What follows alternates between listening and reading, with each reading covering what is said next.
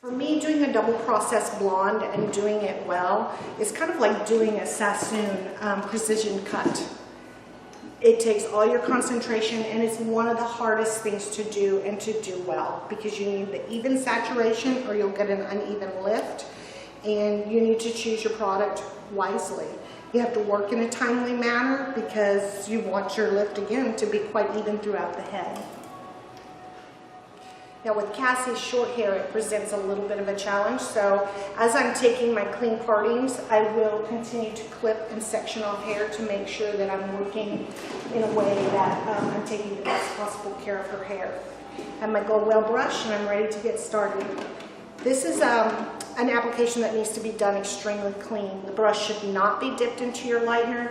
You should skim across and mimic a toothbrush, just squirting toothpaste on there, and it does not get brushed into the scalp. It gets laid on the hair in a very thick manner.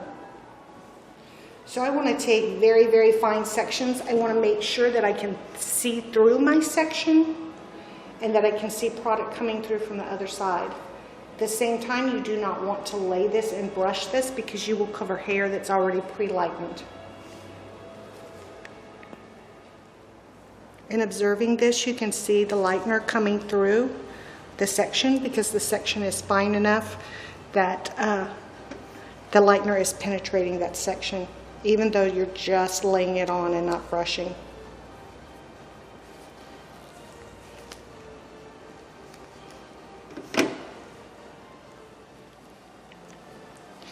If at any time you feel like your brush has excess product left on it, you have your extra towel from your Gold Whale cart preparation that you can clean it off so you can continue to work in just the cleanest possible manner.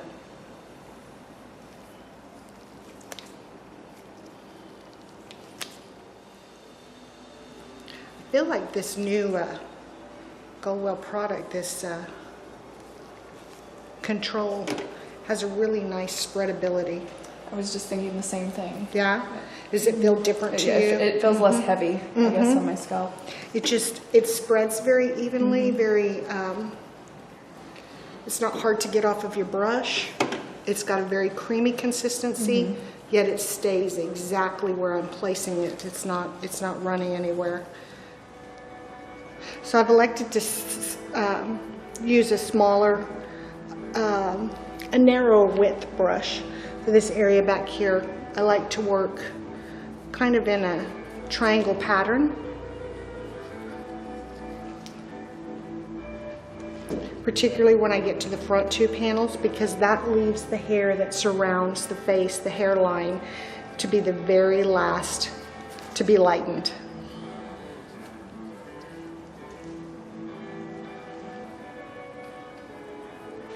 And once again, if you notice, there's a little bit of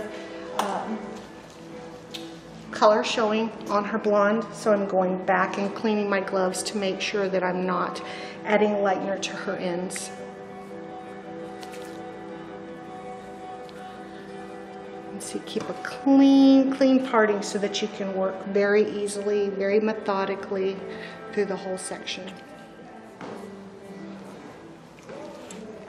And then once again, changing back to my whiter brush. Now Cassie is right at about a ½ inch of regrowth here. This would be a totally different procedure if Cassie came in and say had an inch of regrowth, because you have to account for scalp heat.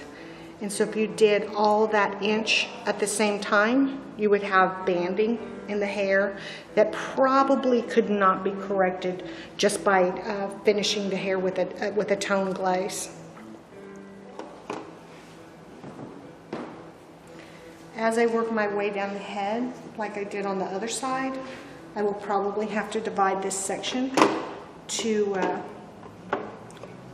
account for the different lengths of hair to make sure I can continue to work evenly with my saturation.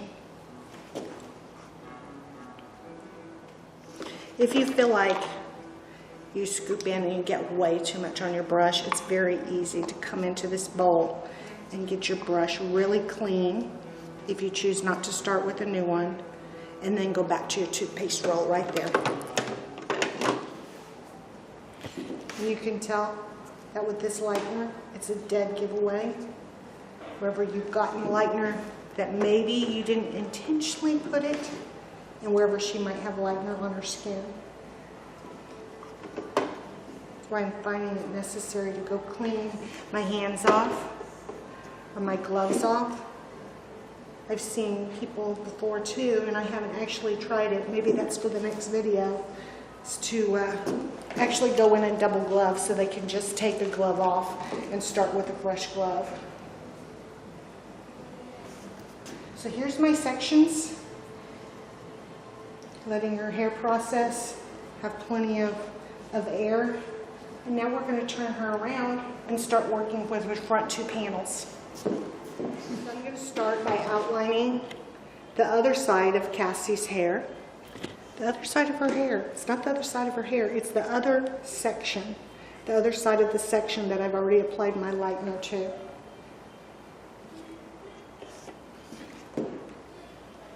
And we want to treat this hair very gentle, but you do want to go ahead and keep it pulled tight so that you can apply it exactly where you want it to be. As I said before, I prefer to work in a diagonal pattern, back away from Cassie's face, because I want for the lightener around the hairline to sit there for the shortest time. I've switched again to my brush that doesn't have quite as much width, so I can mirror the size or the width of my section. That is a nice little tip on not overlapping and you're not grabbing hair that doesn't need it. And you can see through there that my lightener is coming through, so I am taking the proper sections.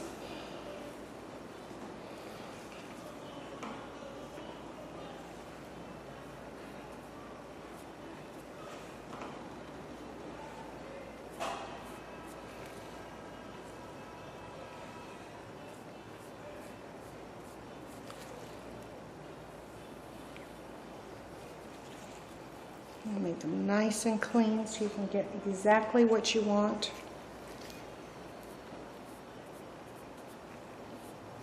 And I feel like this brush I can now clean off and save for next time.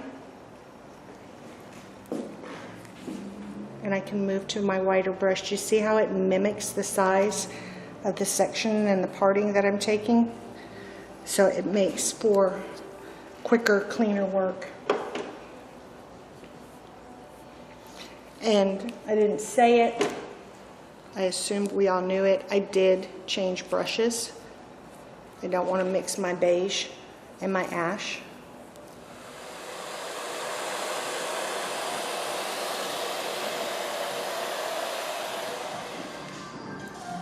So I started with the Reconstruct spray. Worked her hair about 75 to 80% dry, and then I'm adding the Control Elixir. Because Cassie has extremely curly, wavy hair.